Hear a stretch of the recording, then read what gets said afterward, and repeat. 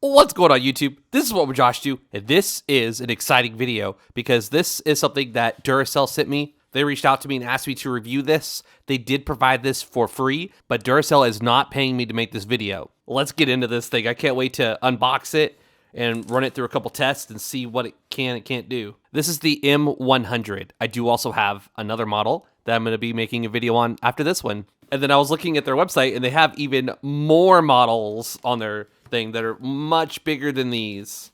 So hopefully we get to check those out as well. All right, so here we go.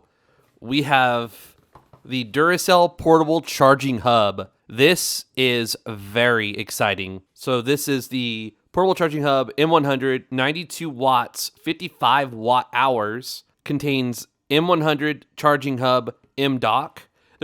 I forgot about that. Yeah, this has the dock to charge it on. You can charge a phone, tablet, earbud, smartwatch, and I'll go ahead and let you just pause and read this stuff. On the back of the unit, we have the headphones, so you just pop it right there. You put your phone on the part right here, and then it has USB ports, and also the dock to charge it. Here's some specifications on this side, and then an image of wirelessly charging your phone, and then wired charging your tablet. Not a whole lot of information on the bottom, but there you go. All right, let's freaking unbox this thing. This is exciting. Universal charge ring to secure phones not equipped with built-in internal magnet ring to the tiltable lid. Cool. So they have a solution for you guys that don't have the magnetic thing. So look, it's like a ruler thingy. Tells you exactly where it's going to go. Oh, right here. So it's magnetic. You just stick this onto the back of your phone. Figure out exactly where your charging spot is, and then stick this onto it, and then it'll forever hold it to that exact spot. Or just get a case that has the ring on the back of it. So we've got the unit, not very heavy, awesome. And then we have the box that has the goodies in it. Let's see what all is in here. And alrighty, so I cannot tell you how exciting this is. I'm a little kid right now. This is so cool. I can't believe Duracell made this, and it's awesome. But, sorry, so it has the cable built into it. I would have liked to have seen just a USB-C input, but it is what it is. We have some information here on the bottom of the charger. I'll let you pause that and read that information for yourself. All right, taking a look. Whoa, way zoomed in. All right, so take a look at the unit. So here we go. We've got USB-A. We have USB-C in and out, so you can charge it with that port as well. We have a power button here, which long pressing it shows the charge level, which it comes about half charged. You've got, looks like some ventilation here. Yeah, all the way around. This is the bottom that's going to connect to the pins on the charging thing. And then here we've got this. Do not put coins, credit cards, or any metal objects between your phone and the tiltable lid. Remove before using. Awesome. So then this just flips up and you put your stuff there. Oh, look at that. We've got some information here underneath the lid of the thing. So there you go. And yeah, just plop your earbuds down and charge them and then connect up your phone. All right. So here we have the charger. It's plugged into a watt reader. Right now it's drawing about 0.2 watts at an idle. We're going to set the Duracell on it. And there you go. You can see that the watts are going up. So it's at 30 watts right now charging. All right, so it looks like it's hovering at about 30, let's just call it 37. And then the lights on the back of it were flashing, indicating that it was charging. But I'm wondering if it turns off after so long. So we'll set it back down. Yeah, okay, so they don't blink and flash the whole time it's charging. Oh, so the lights actually don't turn off. They just get dim.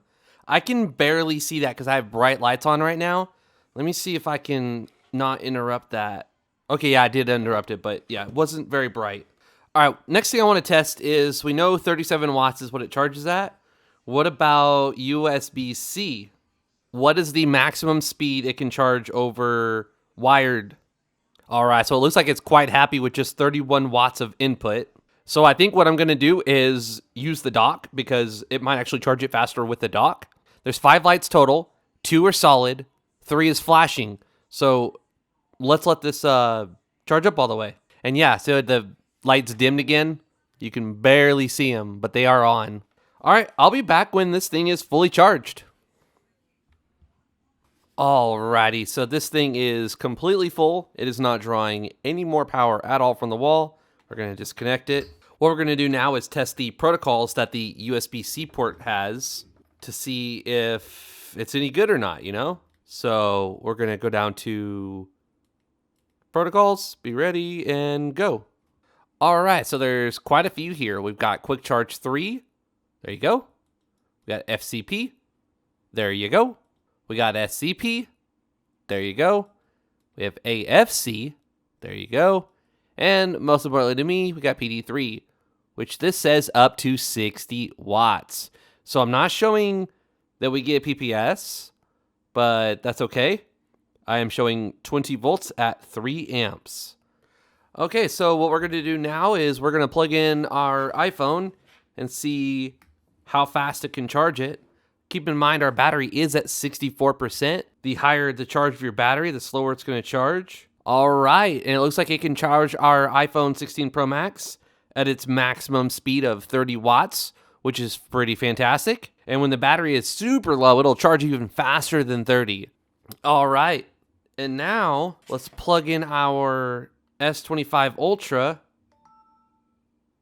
And yeah, we're getting a fixed voltage, so no PPS. It just said fast charging. But, yeah, that's an improvement over older Samsungs. Older Samsungs had a maximum of 15 watts. Looks like that 15 watt maximum is now a 23, let's call it 24 watt maximum. And actually, I made a video of this thing. It's a 2-in-1 cable. So you've got USB-C on one end, and it turns that into 2 ports. So what that means is I can plug this in, and then I'll plug in my phone. And all right, so we're getting fast charging. I'll take the other end of this cable and plug it into my 15 Pro Max. I'm sorry, 16 Pro Max. And would you look at that? So this one USB-C port on here, because the other one's USB-A, which is a lot slower than USB-C, is giving us 2 USB-C. So we're charging one phone at 15 watts, actually more than that, and the other one's going at its full speed.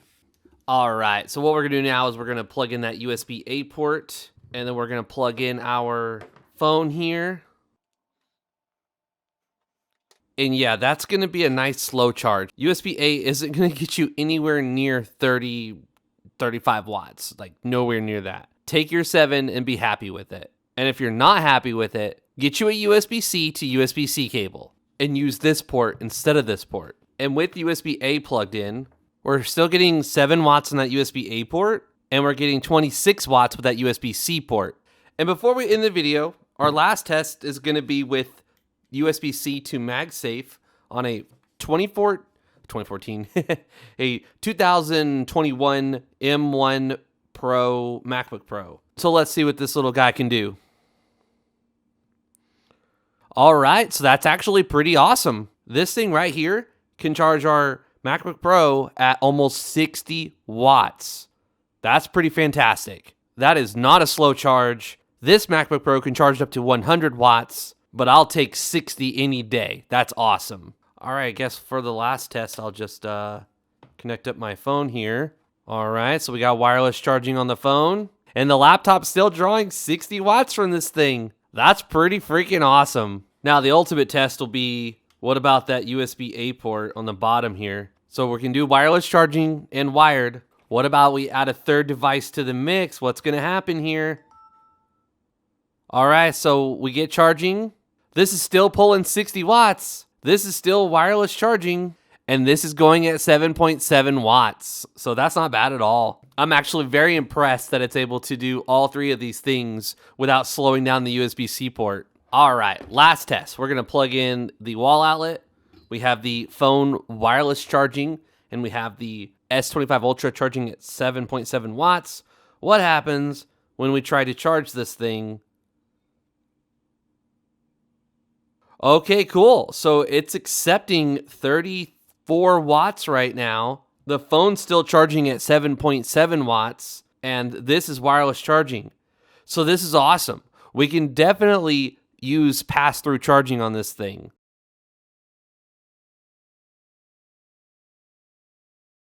If you enjoyed this video, please give it a thumbs up. If you're new to the channel, please consider hitting that subscribe button and enabling notifications to get notified of future videos. Please follow me on Twitter and Instagram.